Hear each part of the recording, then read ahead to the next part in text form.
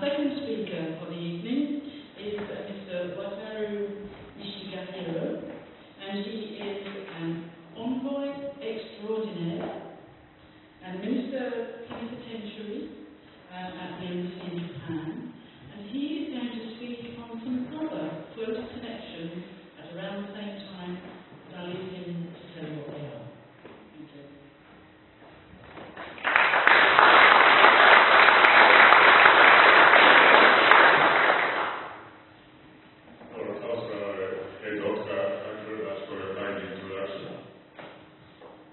Ladies and gentlemen, good evening.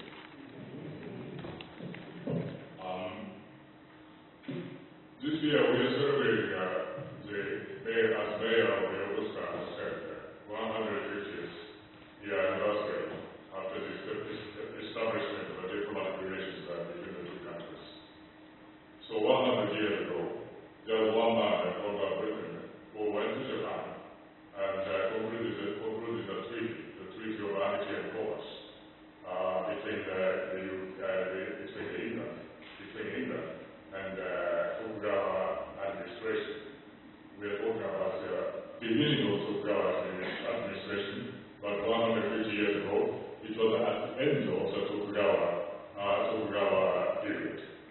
And at that time, the person who traveled from England was named Lord Elgin. James. And he has written so many letters and official dispatches, and it was later published in a book. And I was astonished to hear that what William Adams had written 400 years ago, and what this Lord Elgin has been written 150 years ago about the impression of the Japanese people. And it's very similar. I think British and Japanese use the chemistry very well. Actually, as Reverend Henry has said, very similar to that time, Lord Elgin writes that he stayed in the temple because in those days there were no hotels. And went out to take a look at the city, and he said that he writes back to the home country. Japan a very clean town. Green city, and Japanese are very clean, taking about several times a day. We don't take that so often anymore. Still, and then the letter says that Japanese are very honest people. And so, similar kind of impression. I was very much surprised. Well, last week, I was back in Japan and reading Japanese history.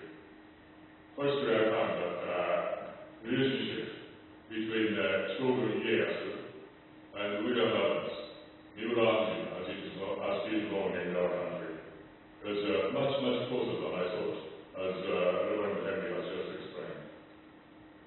Second point that I find was that Miura-Anjin is very well known in our country, and it's part of his name is together the picture in the textbook of history, Japanese history. So I suppose that all the students are quite familiar with Miura-Anjin and William Adams. But I saw some of the students, some of the younger generation say that, oh, I always thought that Miura-Anjin is a Japanese. It's English. So it is quite surprising not to such a second point I'd like to share with you. Miura-Anjin is so familiar to us. Third point is that William Adams was born in 1564, and William Shakespeare was born in the same year, 1564. So I'd like to talk today with the title that Two Williams and Shogun. Definitely, as you are all aware,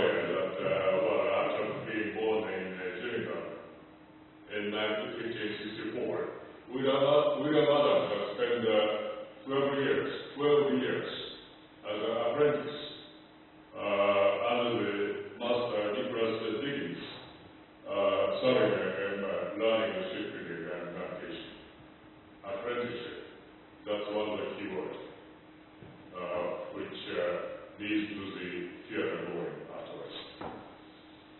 And then, exactly, he has participated naval battle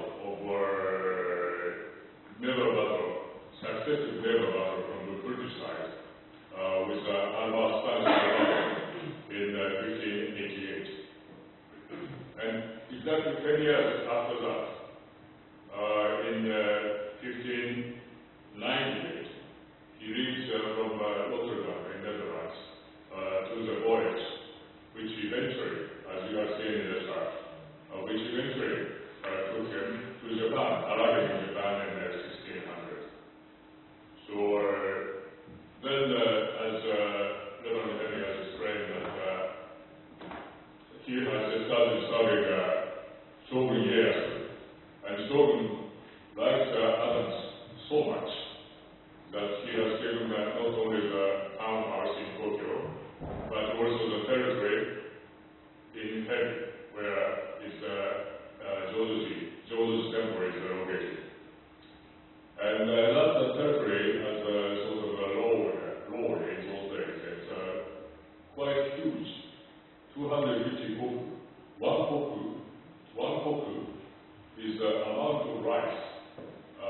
If it is exchanged into money, it can support one person throughout a year.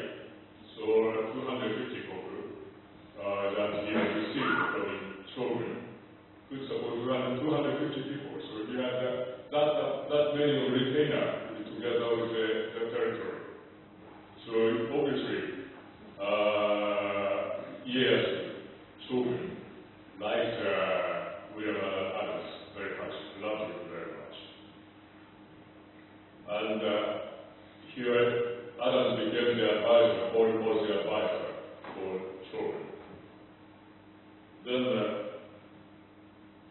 the reason that I think that William Adams was familiar with Shakespeare's works is twofold. Firstly, he was an apprenticeship. And also he lived quite close to London, and also in Edinburgh in Netherlands.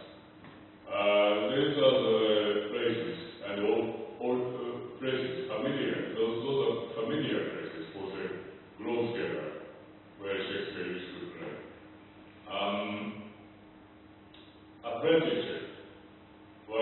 Apprentices were mostly together with the scholars, were rather major components of Shakespeare's audience in those days. And so it is very likely that around 1588 and after that, he had seen Shakespeare's play, and not only in London, but also in Netherlands. In those days, English players, English actors, were very well known in the continental Europe as the best actor of the world. And so in these days,